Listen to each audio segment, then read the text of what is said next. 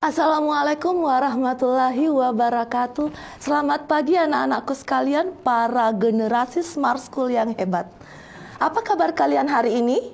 Bu Guru berharap semua dalam keadaan sehat walafiat. Bertemu lagi dengan Ibu Indra Wulan, tentunya dalam pembelajaran sejarah yang tidak hanya seru tetapi juga menyenangkan. Di mana itu? Benar, di kelas sejarah Indonesia Smart School, generasi Smart School berkarakter cerdas Ki.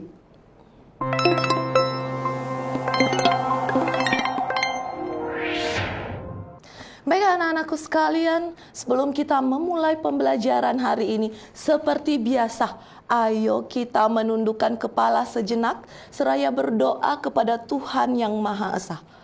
Berdoa dipersilahkan. Berdoa selesai. Anak-anakku sekalian, memulai pembelajaran kita hari ini, Bu Guru persilahkan untuk mengisi presensi hari ini. Silahkan di-scan QR Code yang sudah Bu Guru siapkan dan tayangkan di TV Smart yang ada di sekolah kalian masing-masing. Diisi sesuai dengan data anak-anakku sekalian yang ada di sekolahnya masing-masing. Bu Guru beri waktu? Sudah ya? Baik. Memulai pembelajaran kita hari ini seperti biasanya, Bu Guru selalu memberikan sebuah kalimat motivasi. Adapun kalimat motivasi hari ini datang dari Bill Gates. Dia adalah tokoh terkaya yang ada di dunia. Tahukah kalian, seseorang yang terkaya di dunia pernah menyampaikan bahwa memang baik merayakan kesuksesan, tapi hal yang lebih penting adalah untuk mengambil pelajaran dari kegagalan. Anak-anakku, jangan pernah takut untuk gagal. Jangan pernah takut untuk memulai. Yang kalian harus takutkan adalah ketika kalian tidak melakukan apa-apa. Baik anak-anakku sekalian, untuk pembelajaran hari ini merupakan kelanjutan daripada materi kita yang sudah terdahulu. Ketika yang lalu kita sudah belajar tentang dinamika politik di Indonesia pada masa demokrasi terpimpin. Kemudian kita lanjutkan fokus pada politik luar negeri. Hari ini kita akan fokus pada kehidupan ekonomi di Indonesia pada masa demokrasi terpimpin. Adapun tujuan pembelajaran yang akan kita capai hari ini ada satu. Apa itu? Anak-anakku, para generasi Smart School diharapkan mampu untuk menganalisis kehidupan ekonomi Indonesia pada masa demokrasi terpimpin. Wah, ternyata materi kita hari ini cukup singkat tetapi tidak kalah menarik dengan materi-materi yang ada di pembelajaran kita sebelumnya. Jadi, mari kita semangat dalam belajar ya anak-anakku sekalian. Baik. Terkait masalah kehidupan ekonomi Indonesia pada masa terpimpin, ada banyak sekali sukacita yang dirasakan pada saat itu. Nah, salah satu kemajuan mungkin yang bisa terlihat pada saat itu adalah ternyata Indonesia sudah mampu untuk membangun berbagai bangunan-bangunan ikonik yang ada di Indonesia. Apakah itu penting? Tentu, itu menunjukkan sebuah kemajuan pada saat itu. Kenapa? Karena pada masa sebelumnya Indonesia tidak pernah sampai pada pencapaian seperti itu. Dan tentu ini juga memberikan gambaran di mata dunia bahwasanya Indonesia adalah sebuah negara yang besar yang mampu bersaing dengan negara-negara maju pada saat itu. Tapi apakah cuman kemajuan seperti itu yang bisa terlihat pada masa kehidupan ekonomi Indonesia? Nah, mari kita lihat terlebih dahulu. Seperti apa pelaksanaan daripada ekonomi yang ada pada masa demokrasi terpimpin. Anak-anakku sekalian, mengikuti bagaimana masuknya demokrasi terpimpin di Indonesia, maka begitu juga dengan sistem ekonomi yang ada di Indonesia pada saat itu. Di mana kita ketahui bahwa sistem ekonomi yang berlaku pada saat itu adalah sistem ekonomi terpimpin. Jadi baik di bidang ekonomi, pelaksanaan dan penerapannya juga semua di bawah pengaturan ataupun fokus daripada pemerintah pusat pada saat itu, dalam hal ini Presiden atau Insinyur Soekarno. Nah, adapun kemudian bentuk daripada sistem ekonomi terpimpin ini dapat kita lihat dari 3 hal. Pertama, nasionalisasi perusahaan Belanda. Anak-anakku sekalian, sebenarnya bentuk seperti ini pun sudah berlaku sejak zaman demokrasi liberal yang lalu. Kemudian pembangunan nasional semesta berencana. Nah, apa yang dimaksud dengan pembangunan nasional semesta berencana? Nah, yang dimaksudkan dengan pembangunan nasional semesta berencana adalah pembangunan yang terjadi secara berkesinambungan dan menyeluruh untuk bagaimana mencapai kemakmuran dan keadilan berdasarkan Pancasila. Dan kemudian yang ketiga, adanya pengorganisasian perusahaan swasta. Sampai di situ dimengerti ya? Oke, selanjutnya kita akan masuk pada kondisi ekonomi masa demokrasi terpimpin. Ternyata tidak hanya seperti yang Bu Guru sampaikan di awal pembelajaran tadi bahwa ada beberapa kemajuan yang bisa kita lihat. Tetapi ternyata ada juga muncul berbagai masalah ekonomi pada saat itu. Seperti apa masalah yang timbul?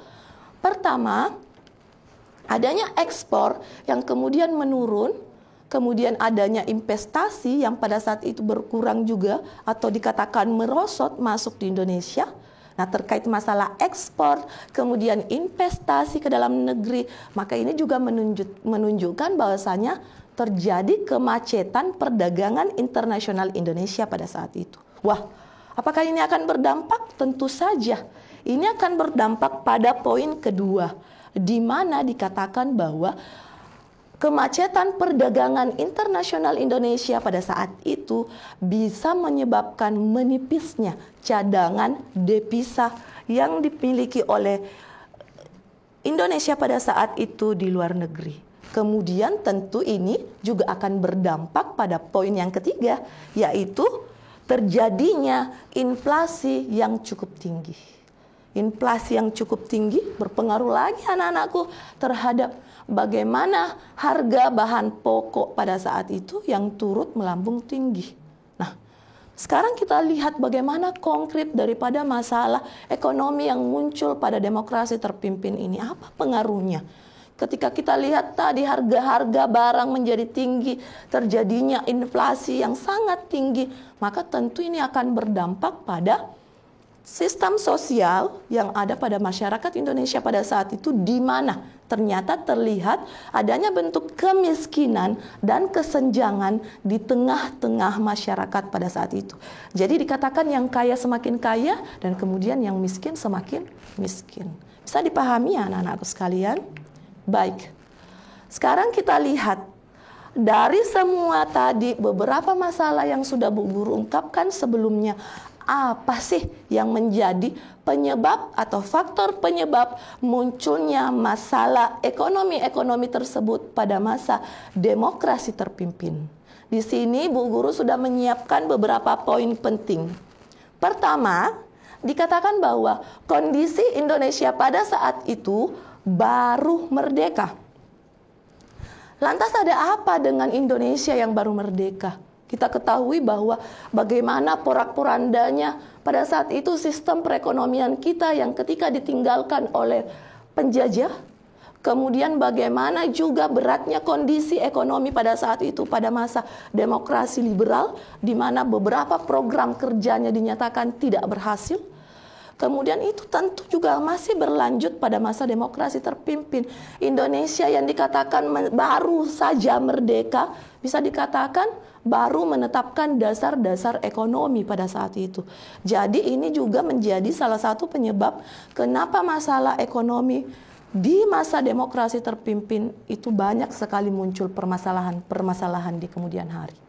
Kemudian yang kedua, munculnya pemberontakan dan gejolak politik. Anak-anakku sekalian, yang dimaksudkan dengan pemberontakan dan gejolak pada saat itu adalah dengan munculnya berbagai gerakan disintegrasi atau gerakan separatisme atau gerakan yang mencoba untuk keluar daripada negara kesatuan Republik Indonesia.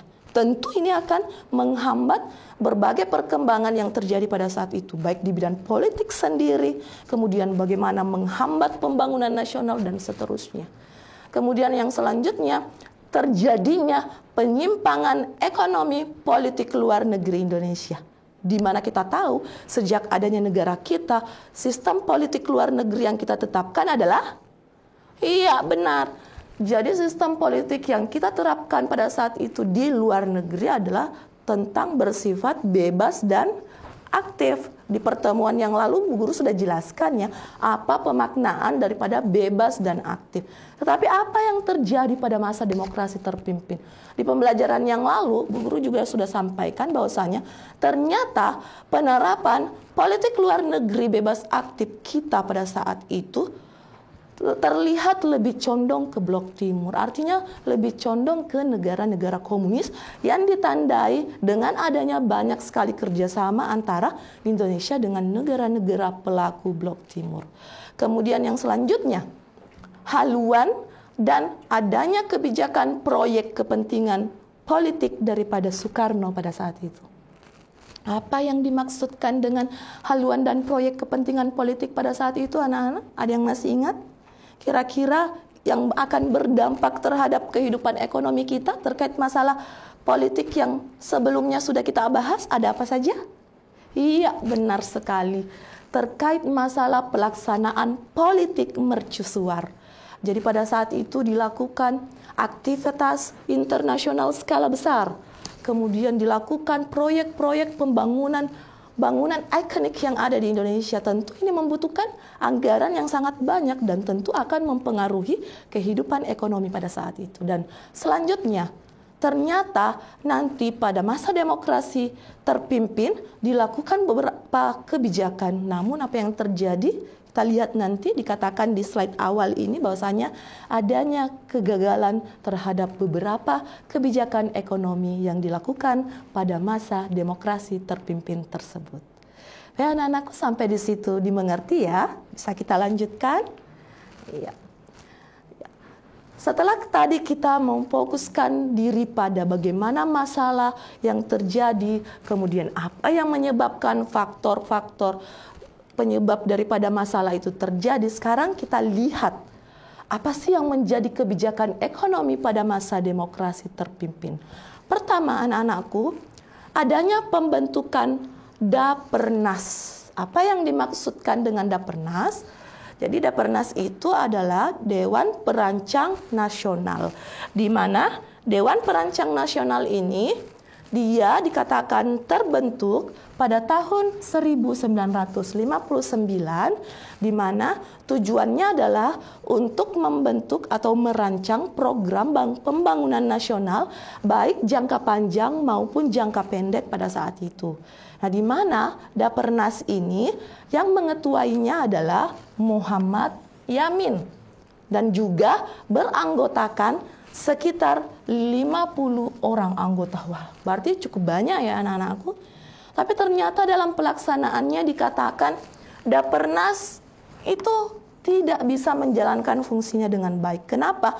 Karena pada saat itu Dapernas dianggap gagal dalam melakukan proyek industri atau pembangunan industri. Maka pada saat itu Soekarno menggantinya dengan satu badan yang baru, jadi menggantinya bisa saja fungsinya sama, yaitu disebut dengan Bappenas.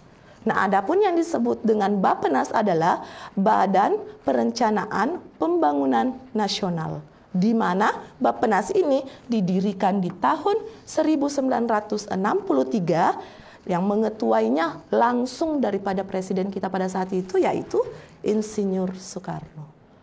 Tapi anak-anakku sekalian, tahukah kalian ternyata pada saat itu Bappenas yang juga selain merencanakan program pembangunan nasional jangka panjang dan jangka pendek, juga diberikan tugas untuk mengawasi bagaimana pelaksanaan pembangunan pada saat itu. Jadi bukan cuma merancang, tetapi juga mengawasi atau menilai langsung keberhasilan daripada program yang sudah dilaksanakan itu selama per 1 tahun kira-kira.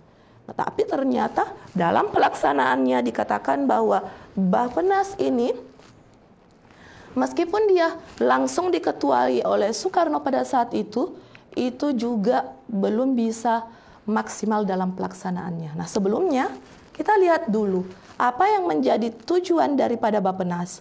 Jadi pertama, bagaimana Bappenas menyusun rencana jangka panjang dan rencana tahunan bagi pembangunan di tingkat nasional dan juga ternyata di tingkat daerah.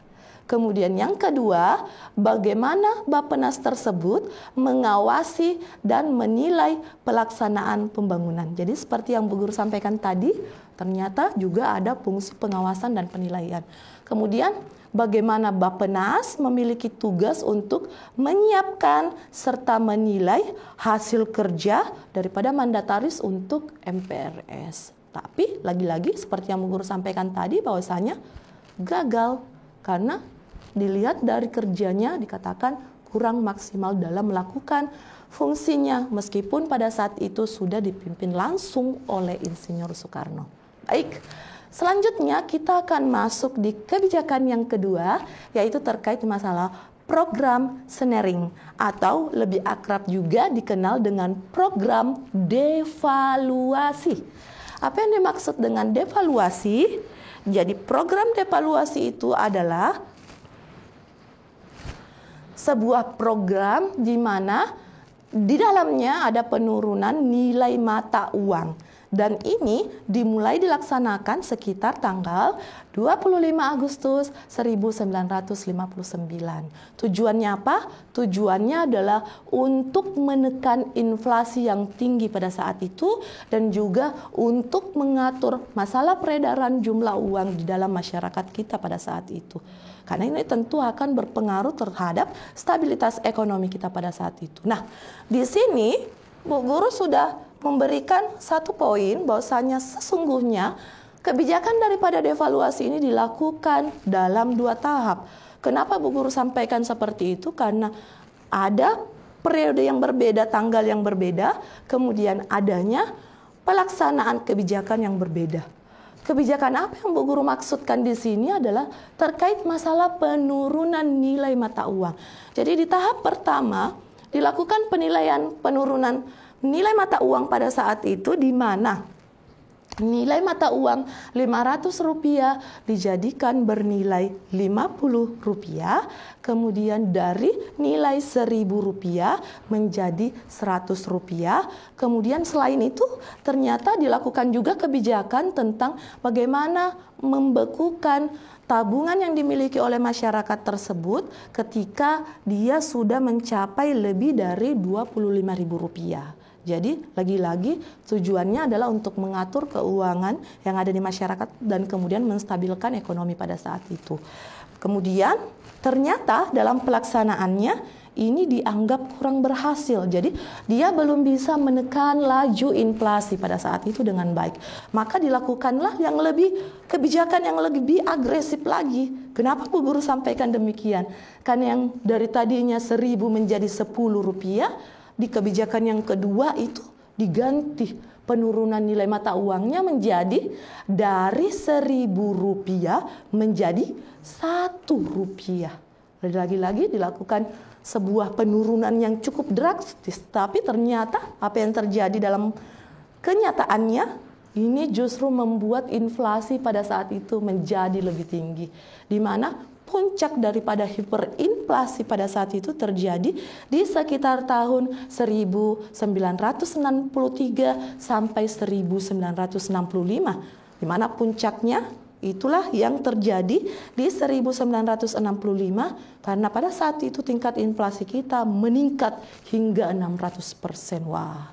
Jadi dengan dilihat dari kondisi-kondisi ini, Bu Guru bisa sampaikan bahwa adapun program Senering ataupun devaluasi dalam kaitannya penurunan nilai mata uang itu dianggap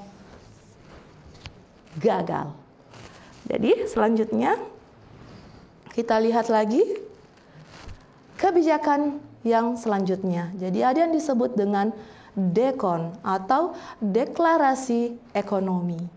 Jadi adapun kemudian deklarasi ekonomi ini didirikan atau dimulai pada tanggal 28 Maret 1963, di mana deklarasi ekonomi ini diberikan nama Deklarasi Ekonomi Berdikari.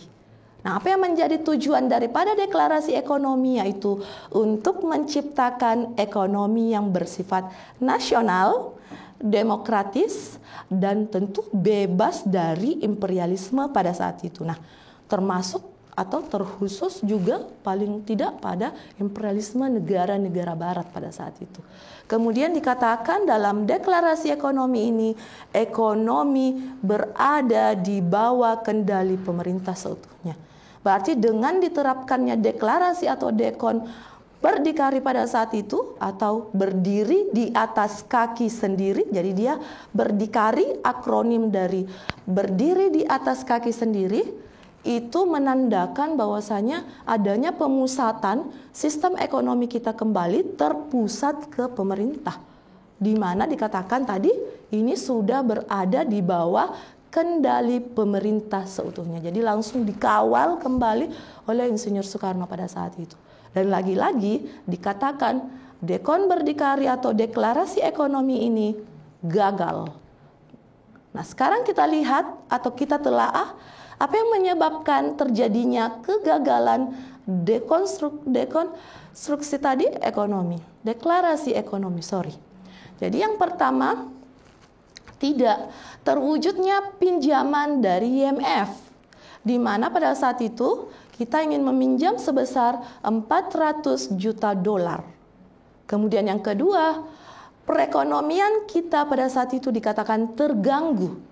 Kenapa? Karena adanya pemutusan hubungan diplomatik dengan Malaysia.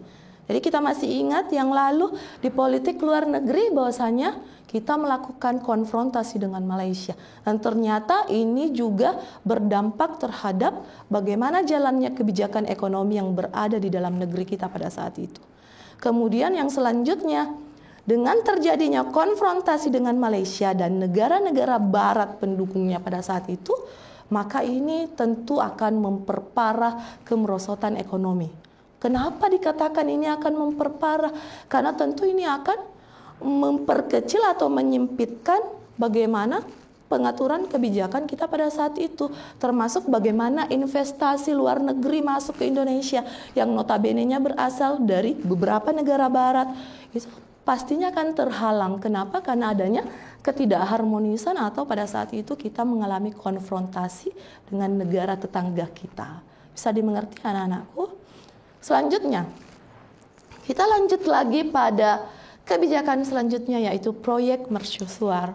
Mungkin di tengah-tengah anak-anakku sekalian ada yang bertanya, loh, kenapa ya Bu Guru kemudian muncul lagi proyek mercusuar sedangkan ini sudah pernah dibahas di politik luar negeri kita? Kenapa ini harus dibahas anak-anak? Betul, dalam sistem politiknya ada yang disebut dengan politik mercusuar, tetapi dalam pelaksanaan proyeknya itu tentu akan berdampak pada bidang ekonomi kita pada saat itu. Nah, kita ketahui bahwa proyek mercusuar itu sesungguhnya bertujuan untuk menunjukkan wibawa Indonesia pada saat itu ke mata dunia. Bahwasanya Indonesia itu adalah sebuah negara yang besar, yang mampu bersaing dan mampu membangun bangunan-bangunan besar yang tidak kalah dengan negara-negara lain maju, negara-negara mapan dan maju lainnya di dunia pada saat itu. Jadi ini secara otomatis akan meningkatkan prestis atau gengsi daripada Indonesia pada saat itu. Dan tentu apakah ini berpengaruh ke ekonomi? Tentu, karena ini akan menarik investor-investor pada saat itu untuk mempercayakannya ke negara kita. Kemudian, ini tadi yang Bu Guru sampaikan, tentu proyek ini ketika prestis gengsi negara kita atau personal brandingnya sudah naik, maka tentu akan menarik daripada investasi asing.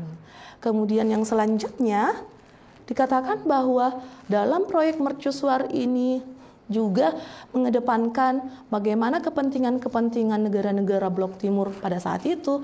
Makanya Indonesia dikatakan lebih condong kepada negara komunis.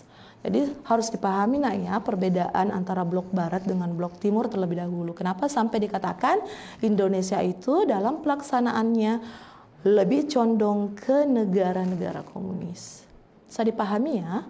Selanjutnya ada juga kebijakan yaitu meningkatkan perdagangan dan pengkreditan luar negeri, di mana fokus daripada kebijakan pemerintah kita pada saat itu adalah di bidang agraris, Kira-kira apa yang menyebabkan agraris yang menjadi fokus? Karena kita tahu bahwasanya dasar daripada bagaimana mata pencaharian mayoritas daripada penduduk Indonesia itu adalah di bidang agraris. Nah, bagaimana pelaksanaannya? Pelaksanaannya ini diharapkan mampu agar hasil pertanian yang ada tadi itu merupakan ketercapaian daripada peningkatan program ini, mampu kemudian kita ekspor untuk memperoleh devisa dan menyimbangkan neraca perdagangan pada saat itu. Nah, dalam hal ini, dalam program ini dikenal juga sebuah kebijakan yang dikenal dengan KOTOE dan KESOP. Nah, yang dimaksudkan dengan KOTOE itu, guru di sebelah sini ya, Komando Tertinggi Operasi Ekonomi. Kemudian kalau KESOP itu adalah Kesatuan Operasi, di mana tujuannya adalah bagaimana meningkatkan perdagangan dan ekonomi kita pada saat itu dan tetap berdasarkan atas nilai-nilai Pancasila. Dan selanjutnya, kita masuk pada peleburan bank.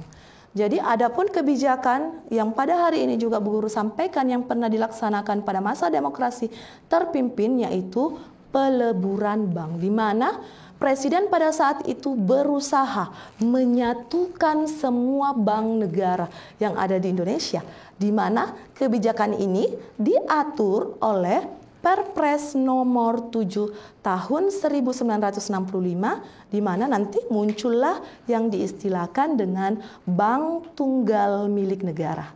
Nah, adapun bank tunggal milik negara ini difungsikan sebagai bank umum, bank sentral, dan juga bank sirkulasi yang mengawasi langsung bagaimana peredaran uang yang ada di Indonesia.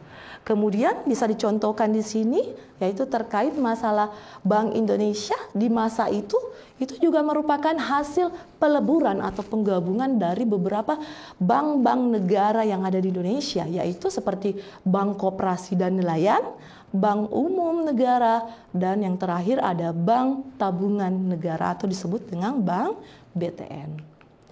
Baik anak-anakku sekalian, mungkin dalam pertemuan hari ini, hal yang terakhir yang akan Bu Guru sampaikan adalah terkait masalah bagaimana dampak daripada kebijakan ekonomi Indonesia pada saat demokrasi terpimpin. Pertama, dikatakan bahwa ternyata dampak daripada pelaksanaan kebijakan tersebut memberikan kondisi ekonomi kita pada saat itu ternyata semakin memburuk, di mana yang menyebabkan sehingga kondisi ekonomi kita pada saat itu semakin memburuk. Pertama, terjadinya defisit anggaran pemerintah, di mana hal ini meningkat dari tahun 1961 senilai 29,7%. Nah, sampai tahun 1965 mengalami lonjakan hingga 64,3%. Kemudian selanjutnya terjadi pula inflasi tinggi, di mana ini menyebabkan pendapatan per kapita pada saat itu menurun, di mana puncaknya itu bisa dilihat dalam periode 1962 hingga 1963. Jadi Bu Guru ulangi, 1962 hingga 1963. Kemudian yang selanjutnya dikatakan bahwa yang menyebabkan kondisi ekonomi Indonesia pada saat itu mengalami keterpurukan adalah karena Indonesia dikatakan keluar dari PBB dan Soekarno menolak bantuan-bantuan pada saat itu yang bersumber dari kebanyakan bangsa-bangsa barat. Nah, adapun sejarah kenapa sampai Indonesia keluar dari PBB, kalian masih ingat ya nak ya? Ini terkait dengan adanya konfrontasi kita dengan Malaysia pada saat itu, di mana dilanjutkan juga dengan Malaysia terpilih menjadi anggota tidak tetap dalam ke Badan Keamanan yang ada di PBB pada saat itu. Selanjutnya, ini juga disebabkan karena adanya investasi yang menurun. Jadi politik kita yang sudah condong ke blok timur, kemudian adanya konfrontasi yang kita lakukan sehingga Indonesia sampai keluar dari PBB pada saat itu lagi-lagi menyebabkan investasi yang masuk ke negara kita pada saat itu menurun, dan tentu akan berdampak pada gejolak bagaimana perkembangan ekonomi di Indonesia pada saat itu. Di sini Bu Guru sudah menyiapkan 3 buah pertanyaan ya, analisis, di mana pertanyaan pertama kira-kira bunyinya seperti ini. Pada masa demokrasi terpimpin, dikatakan bahwa kondisi perekonomian Indonesia mengalami stagnasi dan keterpurukan akibat kebijakan ekonomi pada masa ini juga mengalami banyak kendala.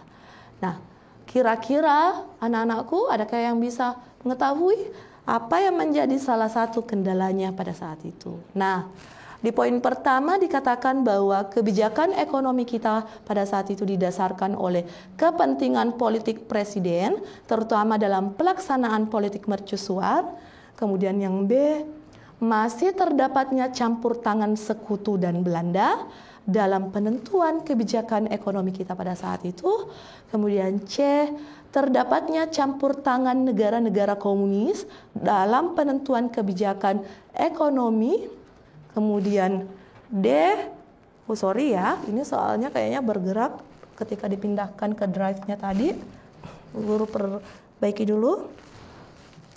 Jadi di sini poin D-nya nak. Guru pakai warna merah ya. Jadi di sini poin D-nya yaitu terjadinya